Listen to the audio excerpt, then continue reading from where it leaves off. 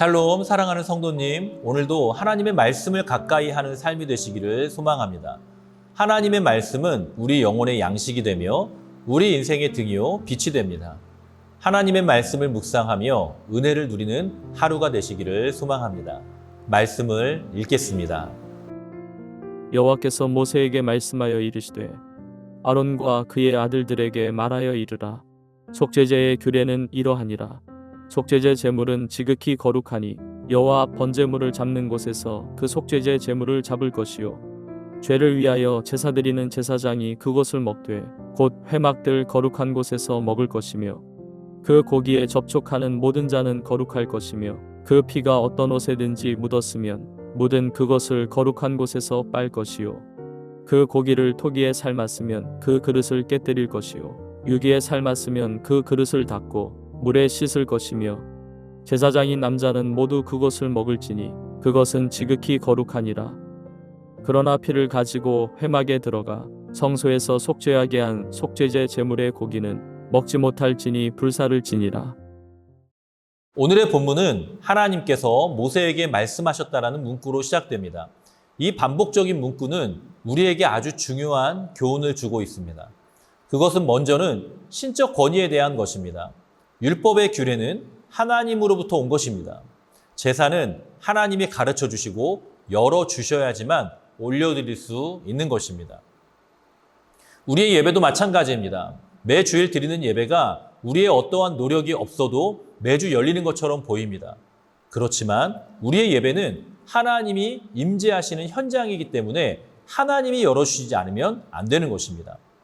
동시에 하나님께 드리는 제사는 하나님의 백성이 거절할 수 있는 것이 아니었습니다.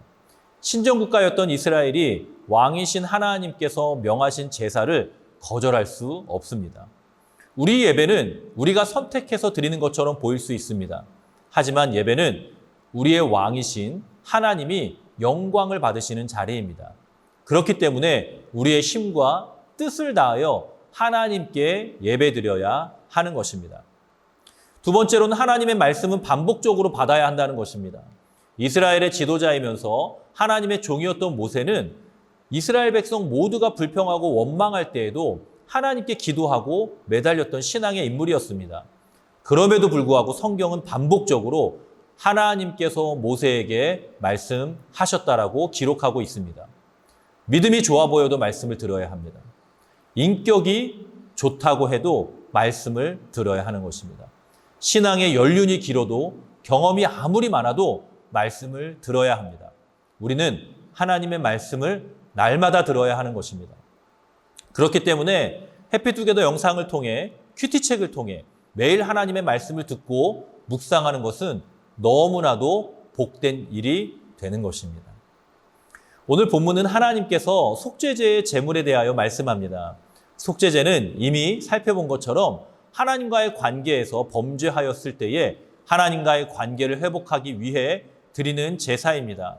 오늘날 하나님을 믿는 성도들은 제사를 드리지 않고 짐승을 잡아 제사하고 목회자가 그것을 먹는 일도 없습니다.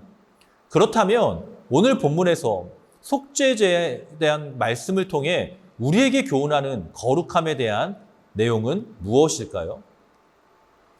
우리는 더러운 것에서 우리의 거룩한 예배의 삶을 지켜야 합니다. 오늘 본문 25절은 속죄 제사에 바치는 제물은 가장 거룩한 제물이다 라고 말씀합니다. 그리고 26절 이하에서는 가장 거룩한 속죄제의 제물에 사용된 고기를 처리하는 방법에 대하여 설명합니다. 제사장이 그 제물을 먹어야 한다. 제사장은 그 제물을 회막을 친 뜰 안 거룩한 곳에서 먹어야 한다. 제물에 피가 묻었을 때는 거룩한 곳에서 옷을 빨아야 한다. 제물을 삶은 오지 그릇은 깨뜨려야 한다. 제물을 녹그릇에 넣고 삶았다면 그 녹그릇은 문질러 닦고 물로 씻어야 한다. 여러분, 오늘날 신앙생활하는 성도님들은 이러한 말씀을 통해 교회가 세상의 죄에 물들면 안 된다는 사실을 깨달을 수 있어야 합니다. 구약에서의 제물은 예수님을 예표합니다. 제물의 피를 흘리고 제단 위에 올려 제사를 드리는 것 자체가 예수님의 십자가를 예표하는 것입니다. 그렇기 때문에 예수님께서 십자가에 달려 죽으셨을 때에 휘장이 위에서 아래로 찢어진 것입니다. 이것이 무엇을 의미할까요? 예수님의 온전한 제사로 인해 이제는 누구든지 예수님을 통하여 하나님 아버지께 직접 나아갈 수 있게 되었다는 것을 의미하는 것이죠.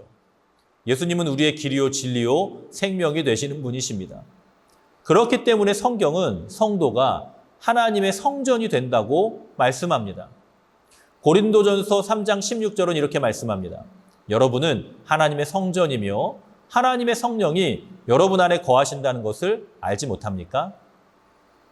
그렇기 때문에 성도가 죄에 물든다는 것은 성전이 더럽혀졌다는 것이고, 성도가 타락한 것은 교회가 타락한 것입니다. 그러므로 우리는 거룩한 삶을 방해하고 거룩한 삶을 훼손하려 하는 모든 세상의 도전과 유혹에서 승리해야 하는 것입니다. 특별히 성도는 세속화를 경계해야 합니다. 세상의 가르침은 하나님의 창조가 아닌 진화를 가르칩니다. 세상의 정치는 교회의 분열을 야기하기도 합니다. 세상의 법은 고도화되고 세분화되어지지만 죄가 확산하는 속도를 쫓아가지는 못하는 것입니다. 세상의 문화는 더욱 폭력적이고 자극적으로 성도의 시간을 빼앗아갑니다. 여러분 주의해야 합니다. 그러한 세상의 유혹과 도전 앞에 성도는 자신의 삶을 거룩한 산 제물로 드림으로 영적 예배의 삶을 살아야 하는 것입니다. 사랑하는 성도님, 매일 우리의 거룩함을 위협하는 세상의 도전에서 승리함으로 하나님의 순결한 백성으로 하나님의 기쁨이 되는 삶을 살아갈 수 있기를 주님의 이름으로 간절히 축원합니다. 함께 기도하겠습니다. 살아계신 아버지 하나님, 우리에게 하나님의 독생자 예수 그리스도를 보내주시고 나를 위하여 십자가에 달려 죽으심으로 우리의 죄를 용서하시고 하나님의 자녀 삼아주시고 백성 삼아주셔서 영원한 생명 얻게 하시니 너무나도 감사를 드립니다. 간절히 바라옵기는 우리가 이 예수님의 보혈로 말미암아 구원 얻은 자의 믿음의 삶, 경건의 삶, 거룩한 삶을 살아가게 하여 주시옵소서. 하나님, 세상의 유혹과 세상의 도전과 세상의 그 많은 영적인 어둠의 세력들의 그 공격 가운데서 믿음으로 승리하게 하여 주시고 깨끗한 삶을 살게 하여 주시옵소서. 오늘 하루를 하나님 앞에 올려드립니다. 오늘 하루의 모든 삶의 자리 안에서도 나와 함께 하시며 나의 기도를 들으시는 하나님의 은혜 가운데 거하게 하여 주옵소서. 예수님의 이름으로 간절히 축복하며 기도드리옵나이다. 아멘.